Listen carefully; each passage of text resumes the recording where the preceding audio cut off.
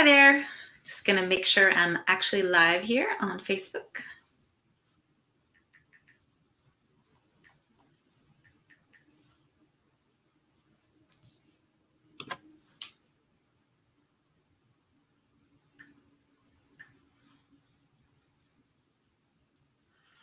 Yeah, I'm there. All right, well, welcome back to this training in the Prioritize Protein series. And this training is all about the amazing amino acids. And the reason why this training is so important is because a lot of people just associate or protein with muscles and don't really realize how important protein is in doing many different things in your body, just the same way as vitamins and minerals, right? So we often think of protein when we're thinking of macros, again, because people think of muscle. They think of formulating a really good diet so that you can build more muscle. And also in the prior trainings, I talked about how prioritizing protein on your plate also helps with weight loss. So if you just heard about this training series, there is going to be a link at the end in the comments where you can actually sign up for the whole entire series, where you can get 6 trainings all around the importance of protein and how to use it to improve your health and achieve optimal health, right? It's about both healing, right? Sometimes we get conscious about our health because we're forced to, because we need to heal, and protein is essential for healing. And then sometimes we're here because we're actually already health conscious and we're always looking for ways to optimize our health. So protein is extremely important when it comes to optimal health.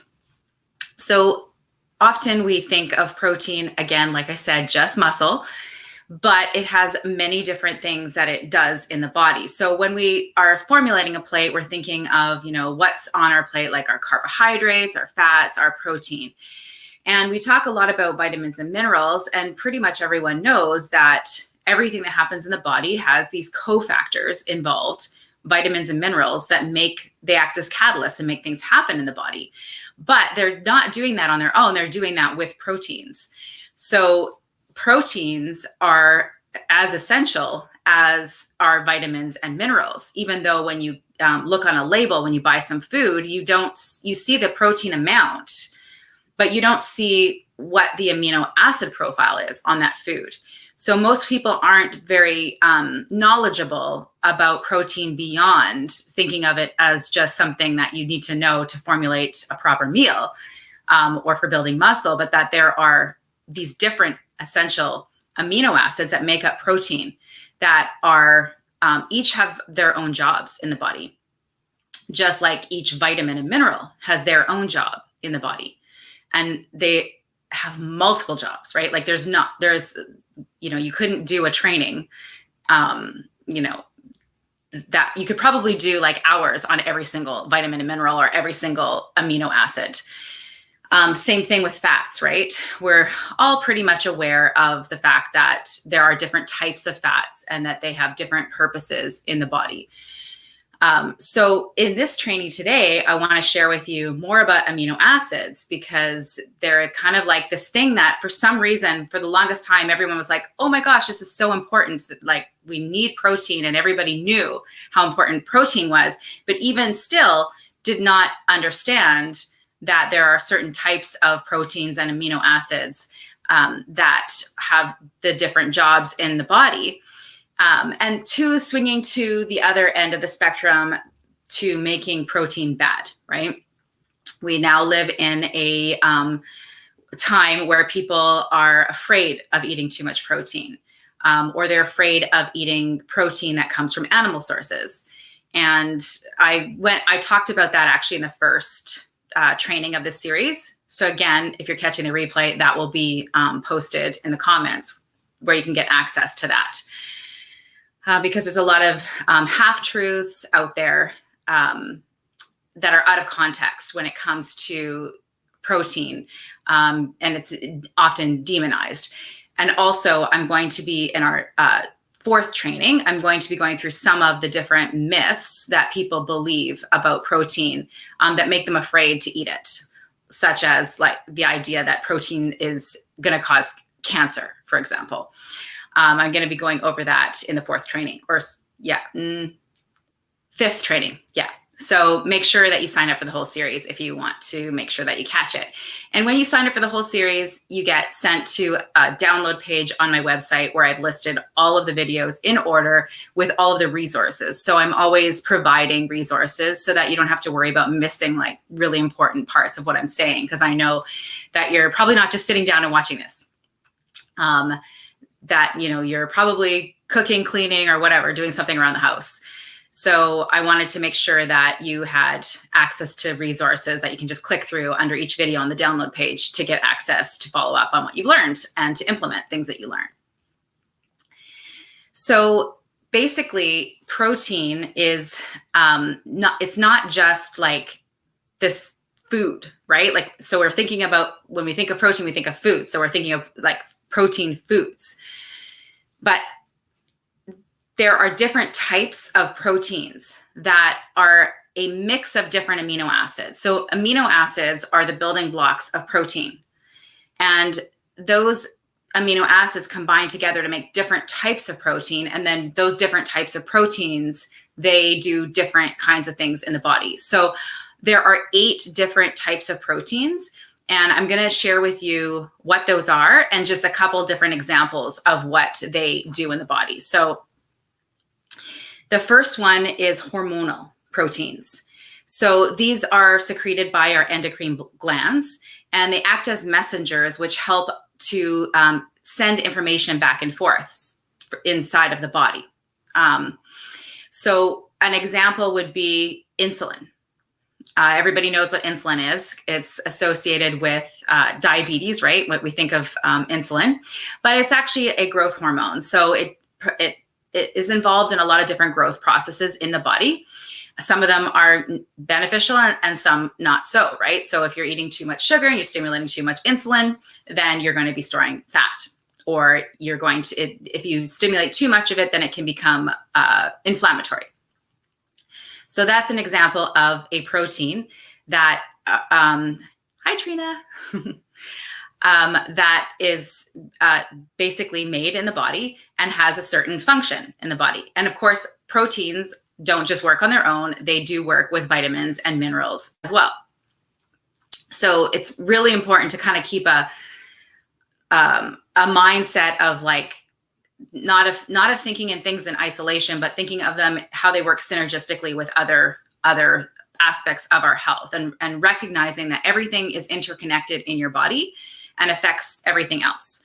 So why this is so, like, why is it even important to like learn about these things, right?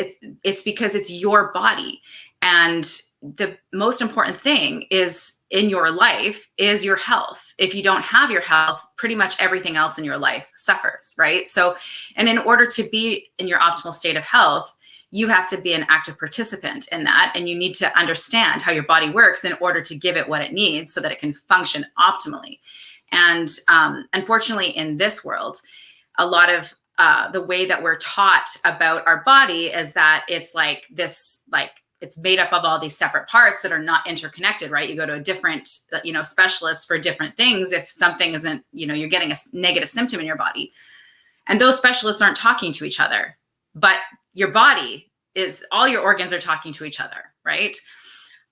So you have to have like an understanding of how your body works so that you're not prey to being told things that are limitations on you, right? Like, so for example, we have a whole bunch of different diseases that are named by humans. They're basically groups of symptoms of things that have gone out of balance in our body.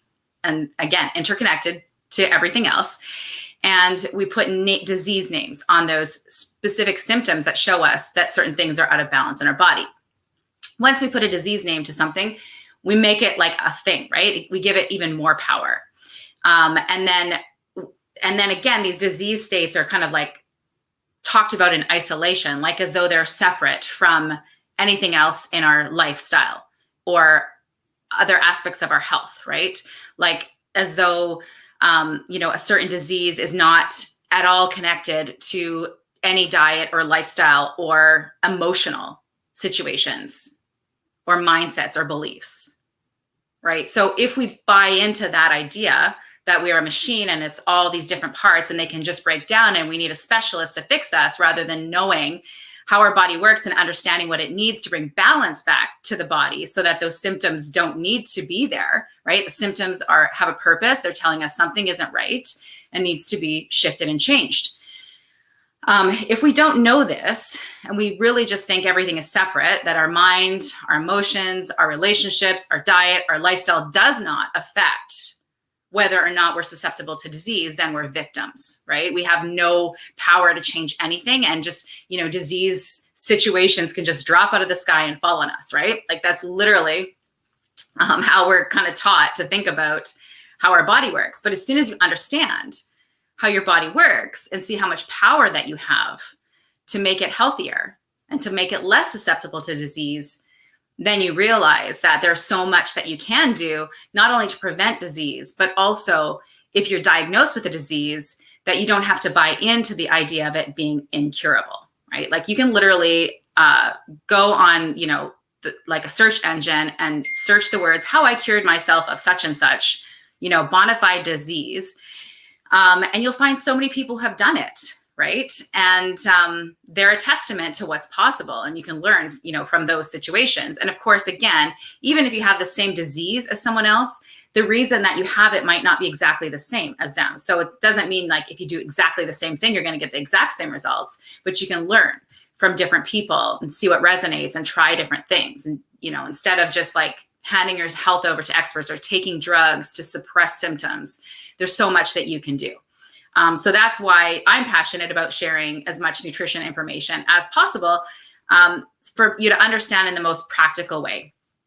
Now, some of these things, they maybe don't sound super exciting, but you kind of just have to have sort of like a bigger picture, sort of like the bird's eye view, right, of how your body works. And then when you have a certain situation that you're dealing with, then you're sort of like stepping back from it, thinking about, how things work in synergy. And then you can, then go more certain subjects that are related to, your specific health situation. But if you know nothing about the bigger picture of health or how your body works, then, you can't decipher anything, right? Like you're literally just left to accept what you're told. And unfortunately, our words, well, fortunately and unfortunately, words are medicine. So, if you believe something, then, or you're told something that is scary and you believe it, then you might not even take action to help yourself, right? Because you've been imprinted with this idea that there's nothing you can do about it. And that happens a lot to people when they get a diagnosis or something like that. So if you know all this information, you know about nutrition, you know about how your body works, then you're going to be able to ask the right questions and then know how to seek answers, and seek answers not just from, the concept of like diagnosing a disease. Of course, if you're not well, you do need to know what you're dealing with so that you can go in the right direction. But after that point, if you're going to change the trajectory of that state of disease, you're going to have to do something different than, what the average person does, right? Trina says, I love you, lady. This is empowerment. Thanks. I'm glad you're feeling that way because, we're the only people that we have, we're the only ones who have the power to make the changes in our lives. Right. And then we also can help others, right? Just by sharing what you learned, in this training with other people, you can help each other. And, healing is not just healing ourselves, but it's, becoming that most optimized version of yourself. You can just do so much more in terms of, helping others and giving back as well. So, but at the base level, it's just like you need to be in your optimal state so that you can not just be your best self and give back, but just live your life in the most, empowered way, with the most energy, with the most, motivation and inspiration, to live a full life. If your body isn't functioning optimally, you're going to be tired and unmotivated. And, you're not going to be able to even like find that thing that you want to do in life, like your passion or your inspiration. So I would say actually, like for people that are struggling to even, just like struggling with things like depression or just, and actually, there's a direct correlation between protein and depression, by the way, deficiency of protein. And I'll get into that a bit more. But like, if you don't even know what to, if you're bored or you're depressed or whatever, and you don't know what your passions or interests are, you don't know who you are, like people struggle with this, right? Like they're looking for, why are they here and what are they supposed to be doing? And, what's the purpose of life, etc. The best place to start is like, okay, just don't even focus on that right now. Just focus on like yourself, like your physical body. Just focus on how you can be the most optimized, energized version of yourself. And from that state, it's a totally different mindset and a totally different state. You start to see what you're passionate about and where you can grow in life, right? What can like pull you forward, because that's such an important part of health. Like if you don't have something to live into, something that you're excited of future that you're excited to live into, then, it's just that also impacts your health, right? Like it's a lower state of energy. And from every single state that you're in, it changes what you're able to see that are the opportunities available to you. So it's the perfect place to start, is just like focus on health, just get into your body, like get excited about knowing your body and what will make you healthy and makes you feel better. And just like totally from a place of self-love, just like nourish your body, right? And then of course, nourish your soul. But if you don't have a body, then you really can't do much with your soul on this planet, right? Trina says, like raising your vibration, but tangibly with your body. Yeah, exactly. Like, and that's another conversation, is like the different things that we put into our body or that we allow into our awareness and perception have different impacts on our energy and our vibration. And I'm using that interchangeably when I say vibration and energy, right? It's like you literally can change your energy, that emotional energy that you're experiencing, by what you put into your body, but by the energy that it has physically. So for example, let's just discuss protein and energy. So in a couple of ways, it really can impact your energy. So if, for example, you are not eating enough protein, you're going to be displacing most of the food in your diet that you're not eating protein with carbohydrates. And that is going to cause blood sugar ups and downs, right? And so when you crash, then that lowers your energy. So that's one way that it does it. But then there's another way of looking at protein. It's more of a like traditional Chinese medicine perspective of like, foods have certain energies that are either like, because up and down is not necessarily like, up is like good and down is bad, right? It's like certain foods have certain energies that are right for like where you're at. So for example, if you are really sluggish and you are like heavy and acidic and you've been eating a lot of processed foods, well then if you take in fresh food that is full of live energy and enzyme in the form of enzymes, right? So that could be like raw fruits or vegetables. Some people even eat raw meat. Things that are not cooked have a different energy than things that are cooked, right? So say if you're in that state and you need to be like de-acidified, then you would eat foods that are more raw, fruits and vegetables, and again, even raw meat. I don't do that, by the way. Like I don't eat raw meat. So but I know that there are people out there that do that and their health is really good. And they, I don't know, like go on YouTube or something. I'm sure there's people that have YouTube channels about it. It's kind of like, a fringe, movement of raw food, I guess, combining that with like the carnivore diet. But there's going to be a different energy to the food. So then if you cook it, okay, so Then on the other side of it, there's sometimes people are ungrounded, right? So they are, and again, sometimes this can actually be from not like lack of protein, right? Because if let's go back to the blood sugar. If you're up and down, then you're ungrounded. Okay, I'm going to tell you a little story about when I was a vegetarian. I was kind of like always talking about how I was trying to get myself grounded, right? Like I was just like, I feel ungrounded. I just couldn't explain it. I just felt like kind of crazy all over the place with my energy. And I don't mean like energy, like as in like having the energy to do things.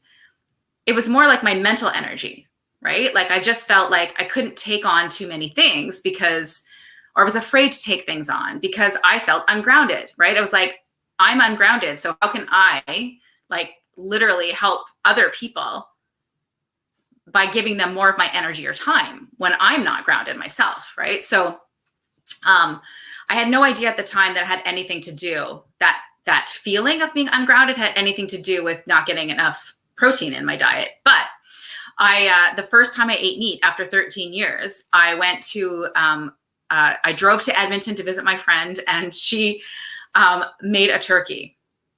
And this is the first time I had meat in 13 years. I had the turkey, and I felt this immediate sense of, and I felt grounded. And that was one of the first things that I experienced with incorporating meat back into my diet that made such a difference, because it has that grounding energy to it. So, there's many different like reasons why we would choose certain foods for ourselves in different situations that are unique to the individual, right? Like not every single person needs the same thing at the same time, or not every person that needs something one time always needs that, right? So there are people that maybe they're eating too much animal products, okay? And they are finding that they're sluggish. Maybe their digestion isn't that great and they're not digesting that animal food. And then they need more of that uplift, right? So it just depends on, the unique situation of the individual. And that's why in the previous trainings, I talked so much about sort of like establishing where you are as an individual. And then from there, figuring out how much is the right amount of plant versus animal food for you. So in general, we would say that our plant food is more like energizing and it's alkalizing. And then our animal food is more grounding, more stabilizing. And that what we're looking for is a balance. But unfortunately, in this world of pendulums where people are going from this extreme to that extreme, there's this idea like if I incorporate something and it works for me and it's amazing, that means that everybody should do it, and then we should all do it to extreme and then believe that it's the right thing for everyone, without realizing that it was just the solution for where you were at the time to bring you back into balance. And that ultimately that's what our body is. I mean, our body shows us it's always trying to have and be in a state of homeostasis. So that's what we should be looking for on the individual level. Okay, so back to the 8 protein types. So the second protein type is enzymatic proteins. So these are proteins that help, just like vitamins and minerals can be catalysts to help proteins do things in the body. Proteins can be catalysts for other proteins to get things done in the body. And they can also build the enzymes that we like our enzymes in our body that we use, for example, to digest food are built on proteins.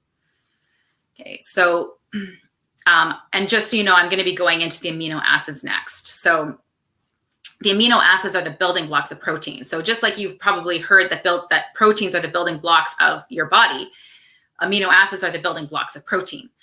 So, these like amazing little things, they just get, they get formed into different, like these amino acids get formed into different kinds of proteins. They get like assembled and reassembled. So kind of like Legos, right? Like there's like only so many like, Lego shapes, but when you put them together, they can create all sorts of different things. And that's what these amino acids do for us, is create different kinds of proteins. So there's also the structural proteins. Those are the ones that give us shape, right? So we have elastin, and so elastin is like the like it gives us the elasticity, like in the skin, and like our connective tissues, like joints and things like that. And then we have collagen, which builds bone, and keratin, which builds like your hair, skin, and nails. So these are your structural proteins, the ones that give you shape so that you don't, fall down. And then we have protective proteins. So this is like really essential, is for our immune system, that we need to get enough protein to build the immunoglobulins that help to create antibodies that kill off bad bacteria and viruses and other things. So, as far as immunity, it's like protein is so essential, and it's another reason why, together, when you want to have like good immunity, you want to get enough protein, and that will automatically displace those carbohydrates in the diet that depress your immune system. So they actually did, there's research that when a person has white sugar, that it will depress their immune system for about 4 hours. And it's down to the same white blood cell count as somebody with leukemia. So it becomes it's no mystery to me why every single time it's like after a holiday, everybody gets sick. Because what are people doing? So you get Halloween, and then everyone's binging on like white sugar, and then everybody gets sick after. And then we have Christmas and New Year's, and everybody's binging on white sugar. And then, and again, this sugar is also displacing the protein that we would be eating, causing us to have a deficiency of protein. And then at the same time, we're depressing our immune system. Trina says, I'm constantly having issues with my nails. Can you speak to this on a protein and vitamin level, please? Yeah, well, do you have those little like straight lines on your nails? They're like little ridges. You guys can Google this and see nails. So basically, that's a sign of protein deficiency. Okay. Also, sometimes people will see white spots on their nails. Nails peel. Okay. Yeah. So I'm guessing that it's just a weakness in your nails. So if you provide them with more nutrition, then that should resolve, right? Now, sometimes people's, because everything is built on nutrition, right? Like that's what your body's built of. It's like what you put in your mouth. There's some things like, for example, when people have peeling nails on their, it's more common on the feet, but there can be like fungus and things like that. But again, it's going to come down to, what you're feeding your body is going to be reflected in what you're susceptible to, right? So I would personally just hands. Yeah. Yeah. It's probably just you just need more nutrition in general. It's never going to be just protein, right? Like it's just, that's a sign, right? So there is one protein called keratin that builds your hair, skin, and nails. So if you were not eating enough protein, that's one of the symptoms that you can get, because like these proteins are involved in so many different things. So many issues can be deficiencies of protein. You also, fats affect the skin, hair, nails, etc., right? Like it's all interconnected. So here's an example of like, what I'm was speaking to earlier is about the body being interconnected, is that you don't just treat one thing, right? Like, sure, you notice that you have a symptom, but it's more of a group of symptoms. So something that we do in holistic nutrition is we do a symptomatology assessment. So what that is basically there are textbook symptoms of each vitamin actually being out of balance, or each mineral has, so if you're deficient in certain vitamins, there'll be deficiency symptoms. And these are different than deficiency diseases. Like, in order to get diagnosis of a deficiency disease, it has to be really bad, okay? But if you just have a deficiency of a nutrient, that it's not so bad that you have disease, a deficiency disease, you'll have symptoms come up. So you want to look at the body on a whole. So what you would do is do a symptomatology assessment to look at so it's not just the vitamins and minerals, it's the certain organs, like organs and organ systems. When they're out of balance, they will also show symptoms, right? So what it basically is a questionnaire. And if anyone's interested, just message me. This is something that we can do together. We go through your symptoms, all the symptoms that you have in your entire body. And with the questionnaire, it just kind of shows you like which those symptoms, what organ systems or organs that symptom is related to at the root cause, as well as related to vitamins and minerals, right? So there's two different assessments. One is vitamin and mineral deficiency assessment, and one is just an organ and body systems assessment. And then from there, you start to holistically put together a plan that addresses all of these things together, right? So rather than just that, like, I have this one symptom, I'm going to try to find a food, a herb, whatever, a nutrient to heal that one thing, right? Because again, it's all just interconnected.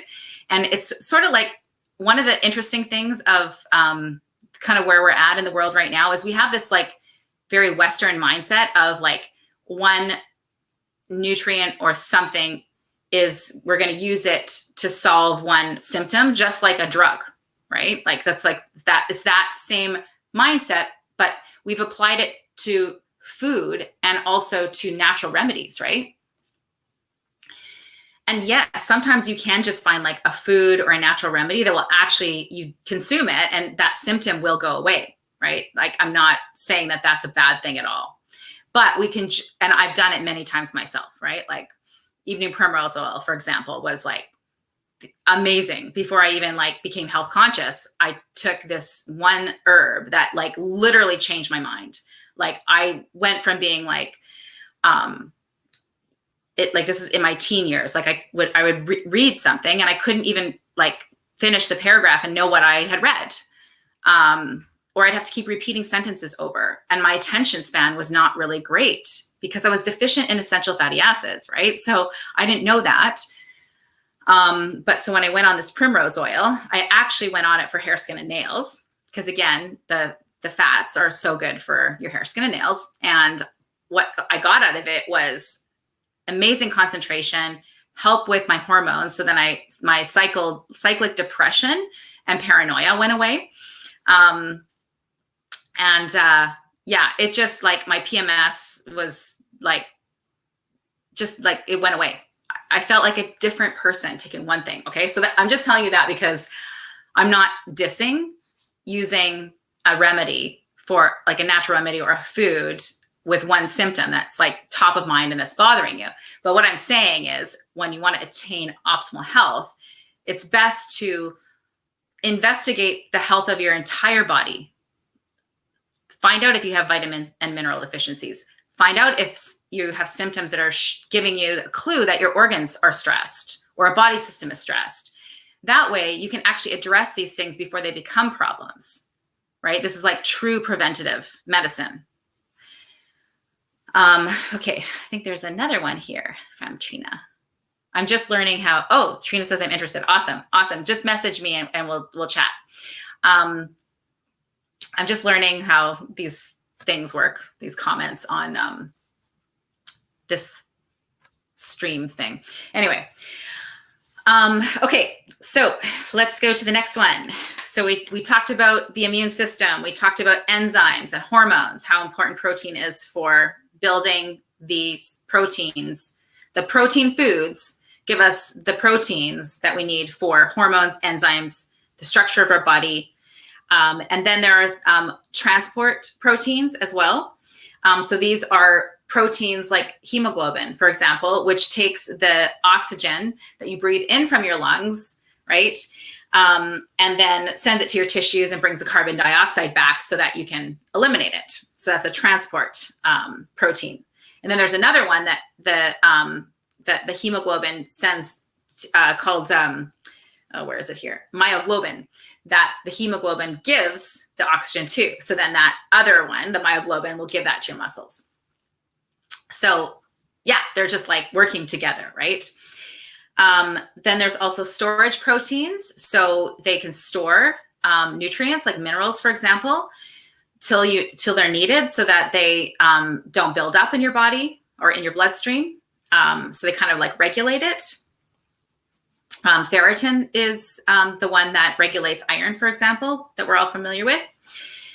And then we have receptor proteins. So they're the ones that they sit on the outside of cells and they allow things inside and outside of the cell. And then we have our motor proteins, which are actin and myosin. They determine our strength and the speed of our muscle contractions. So those are like considered the 8 main types of proteins. So we go from food, we eat the food, it's broken down into amino acids and then reassembled into these different types of protein structures. But besides these protein structures, each individual amino acid has its own stuff that it does in the body. Now, I'm not going to be able to go into everything each amino acid does. Okay, so there's like 20 different amino acids, and then there's 9 essential ones. So it would take too long, but I'm going to just give you like 1 or 2 of the essential amino acids. So the difference between the essential and the non-essential amino acids are that your body can take so the body will break down the proteins and then reassemble them into different proteins. But some of them can be made in your body and some of them you have to get from food. So the ones that are considered non-essential means that your body can actually make them. You don't have to get them from food. And the ones that are considered essential means that you have to eat them to get them. Okay, sure. Trina suggested that I should put my calendar up so we can book. I will. I'll put under this a link to book a session with me so we can discuss doing this assessment for you guys. Okay, so let's see here. So we've got the 20 amino acids, then we have 8 or 9 of them that are essential amino acids that we have to get from food. And then there's 3 of them that are called branch chain amino acids.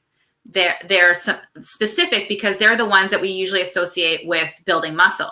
So you'll find them in the bodybuilding section of like health food store or at the gym. So if you're trying to rebuild muscle tissue, for example, or say you have, and so don't just think like this is important for athletes or for people that are bodybuilders, because most people that are out there are deficient in muscle mass because of aging and not replenishing that muscle mass. So depending on how old you are is how much you'll notice it. Okay. So at my age, 46, I'll be 47 in June. I've already noticed it, right? Like I could see, I just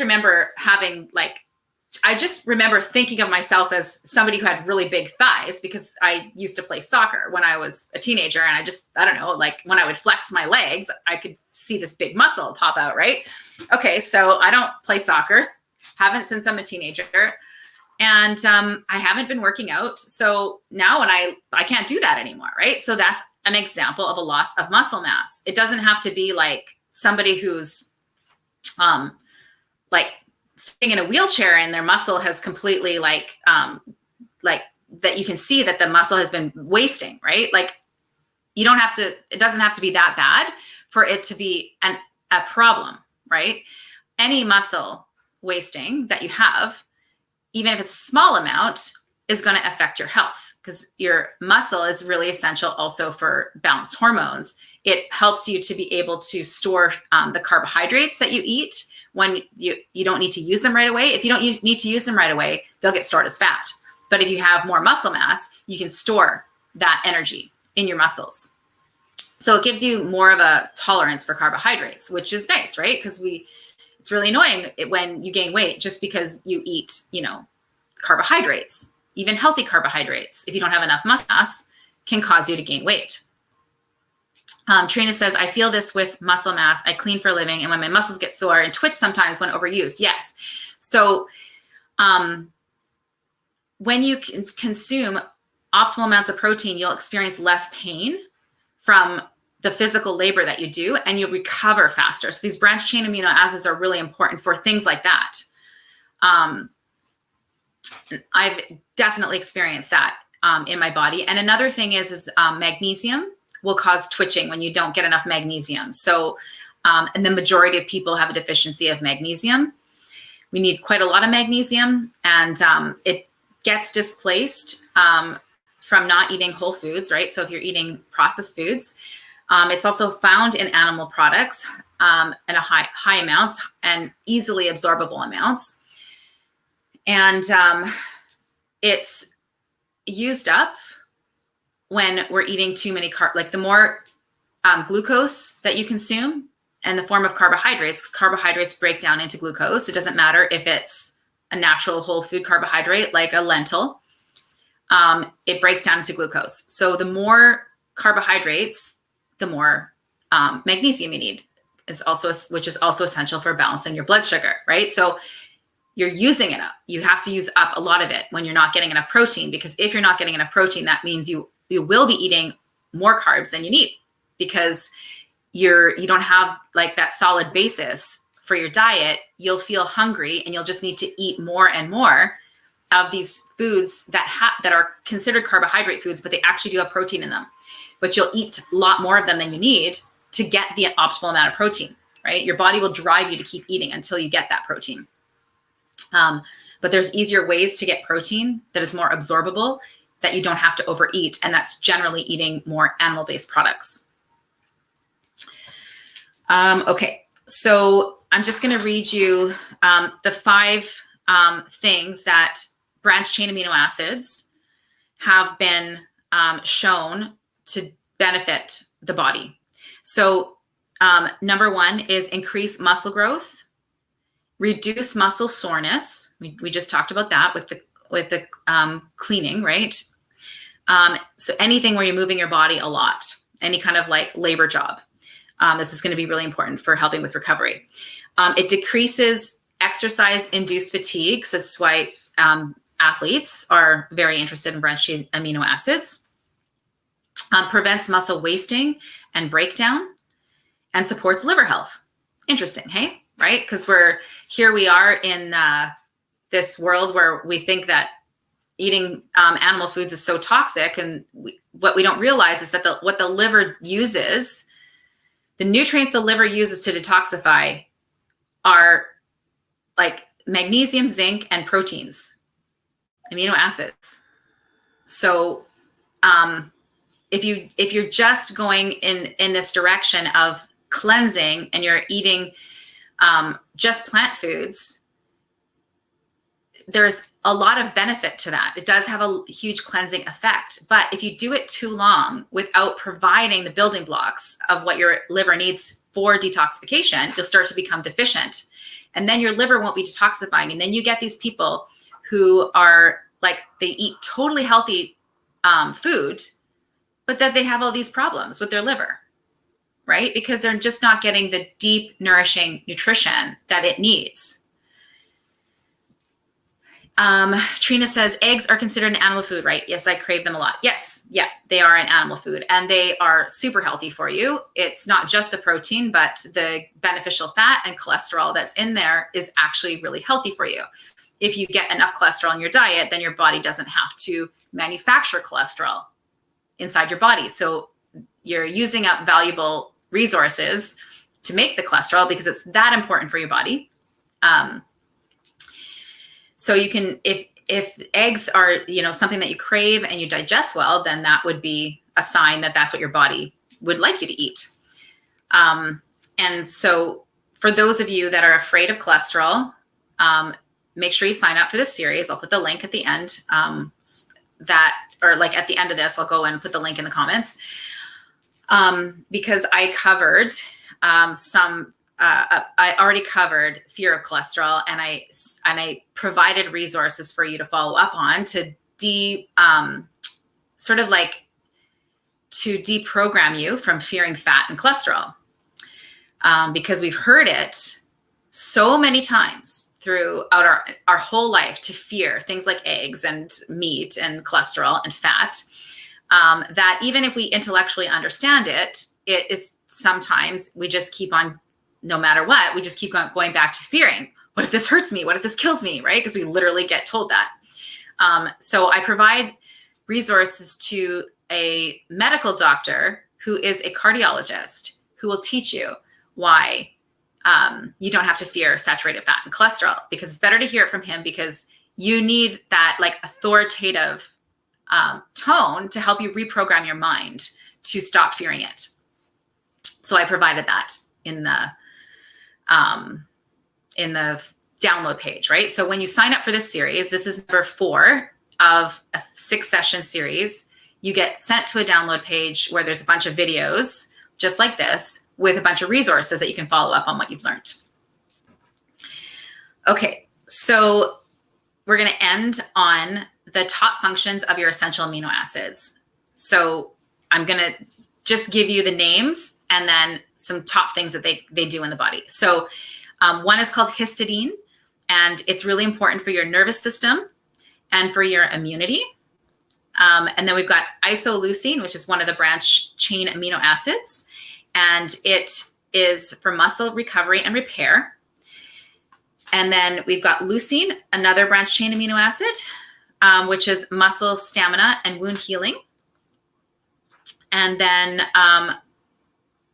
we've got lysine, which is for immunity and calcium absorption, right? Something that you wouldn't think about. It's like you need a special amino acid that comes from protein to absorb your calcium optimally, right? Also, another one with lysine is people who are susceptible to cold sores. This particular amino acid helps to prevent cold sore outbreaks. Another one called methionine for detoxification and fat metabolism. This is one of the ones that your liver primarily uses for detoxification. Then we've got phenylalanine. It's a precursor to the amino acid tyrosine, which is the amino acid that your thyroid uses. So this is converted from tyrosine so phenylalanine converted into tyrosine, which is converted into your thyroid hormones, right? So this is what I was saying about how they're like Legos, right? That they can be changed into different forms. So for example, the phenylalanine then would be considered a precursor to tyrosine, which then becomes your thyroid hormones. It's also a precursor to a lot of other brain chemicals that affect your mood. Okay. So focus, etc. So these are things that people don't realize, is that if you are not getting enough protein, it's going to affect your mental state. And unfortunately, this becomes a cycle, a negative cycle, where when you are depressed, if you're depressed and you have a lack of motivation, how easy is it to cook yourself a nice whole food meal from scratch and then have to do the dishes after, right? Like, we don't realize that we are not dealing with a root cause of people's challenges. We're making people bad and we're saying that they're lazy and, all these different things, but actually they're just missing the nutrition that would give them the energy, the focus, the motivation that would allow them to then do the things that would keep them healthy, right? So that's something that people don't unfortunately know. And they, instead of actually filling in these gaps, they go on drugs that suppress the symptoms. While these deficiencies continue to be driven deeper and deeper into the body, and the problem gets worse, and then because it's being suppressed, then the body has to scream louder, and then you get, new symptoms, just to make everything more difficult, more out of balance, and harder to get back to baseline, right? So I think there's another question here. Trina says, So last question I need to ask, does your pancakes provide all the amino acids? Yes. So the pancakes are made from grass-fed whey. So that means it's from, so whey is that watery stuff that you see on the top of yogurt. That is then dehydrated and turned into a powder. And that's what whey is. It's from the fermented dairy, right? It's a byproduct of the cheese making industry.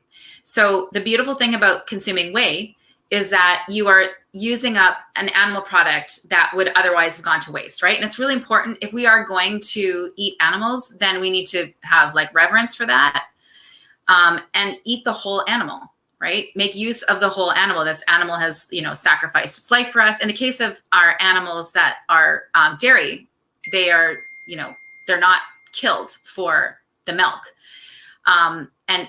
And we do want to buy grass-fed because we want to know that that animal is living a natural life out on pasture and enjoying their life, right? Not being stuck in a factory farm somewhere in misery, and being pumped full of antibiotics because the environment is so unhealthy that they, couldn't stay alive, or, pumped up with hormones to make them produce milk quicker, faster.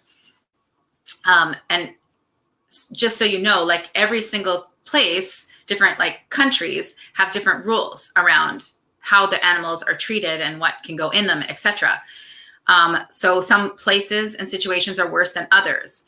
And, obviously milk or meat coming from a small farm is going to be different than one coming from some, huge corporation. So that, of course, that's something to keep in mind. But the way to just like know that the animal has been raised on pasture is that they've been grass fed. So those two combined is what my protein pancake mix is made of. So you're using the whole animal. You're supporting sustainable agriculture that is compassionate towards animals, and they do contain all of the essential amino acids. That's the difference between animal protein versus plant protein, is that in animal foods, you have the essential amino acids in appreciable amounts that work in synergy for the healing and rebuilding and health optimizing nature of protein. Okay, so it's not that plant foods don't have those amino acids in them. It's just that they have them in different and varying amounts. So if you're not getting them in one meal optimized in the right ratios, then they're not going to have the same effect as if they are, right? So if you have a complete protein with an optimal amino acid profile, then you're going to get these effects of healing and regeneration and restoring of muscle mass and liver health. But if you're eating a food that it doesn't have it in optimal ratios, you're not going to get that same synergistic effect. So that is the difference between plant protein and animal protein when we're discussing essential and versus non-essential amino acids. Here's another amino acid, threonine. So it helps to build bones and tooth enamel, and assists in the metabolism of fatty acids. So you're literally eating protein that's helping you to metabolize your beneficial fats, and you're building robust bones and teeth. And those are just like, so each of these ones I'm telling you about, I'm only telling you two top things that, I just picked out because they're more relevant to more people, right? It's like topics that are interesting to people. We all want to have robust bones and teeth, right? And then tryptophan. So tryptophan is a precursor to serotonin, which is our feel-good hormone, right? So for example, we talked previously about phenylalanine. One of the things with, like, say if you had a deficiency of phenylalanine, you might be somebody who is unmotivated, right? Because this affects your thyroid. And then you could also, because it turns into different forms of phenylalanine, and one of which will affect whether you feel stable emotionally. So if you're somebody who cries a lot, more like you cry at the drop of a hat, for example, and you seem to not be able to control it, that could be a deficiency of an amino acid, that's causing you to be that way. It's not intrinsic to your personality. That's what I'm trying to say, which is really interesting. I don't know. The reason I'm so passionate about this is because I feel like when a person has knowledge of how their body works, they have power. They have power to change not just their physical body, but how their personality is even impacted by their physical body. Also, there's other things like to do with serotonin. It's not just playing a role in our mental health, because we do think of serotonin as being the thing that makes us feel happy, but it also is it plays a part in cardiovascular disease and osteoporosis as well, which is quite interesting. And also vasoconstriction and vasodilation.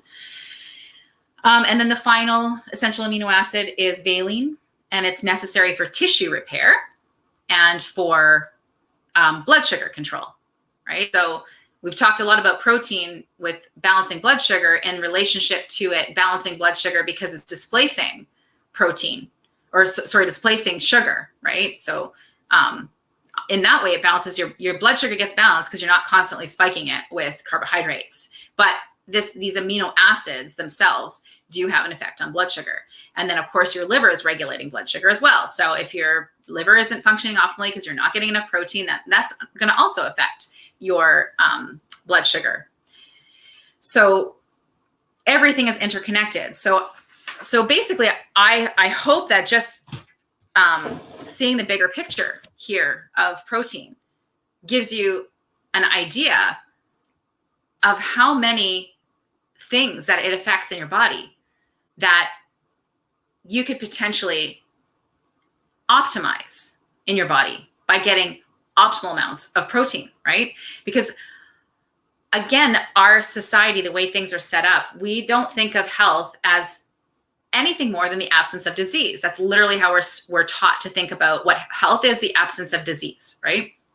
No, there are different levels of health, right? There is like basic survival kind of levels of health, but then there's much higher levels of health that can be cultivated.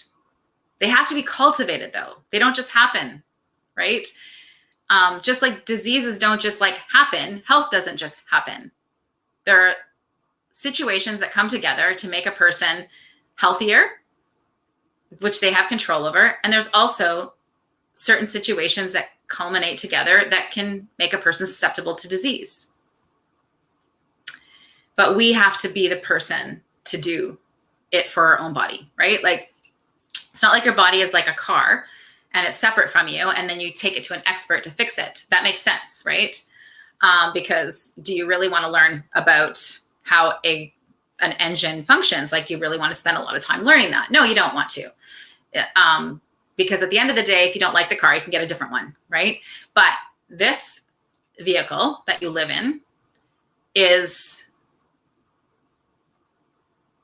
actually transformable, but this is the one that you have when you're, at least in this lifetime, right? So you want to put more energy into understanding how it works. And when you do that, you transform not just your physical body, but your mental outlook. And when you change your mental outlook and you're functioning optimally, you can literally change your whole entire life. And that is the basis of optimal health. All right. So I want to thank you for watching, and Trina for engaging and asking questions. And I'm going to be back tomorrow with giving you symptoms of protein deficiency. So that's what we're going to be talking about tomorrow at 11 a.m. So we'll see you then. Bye for now.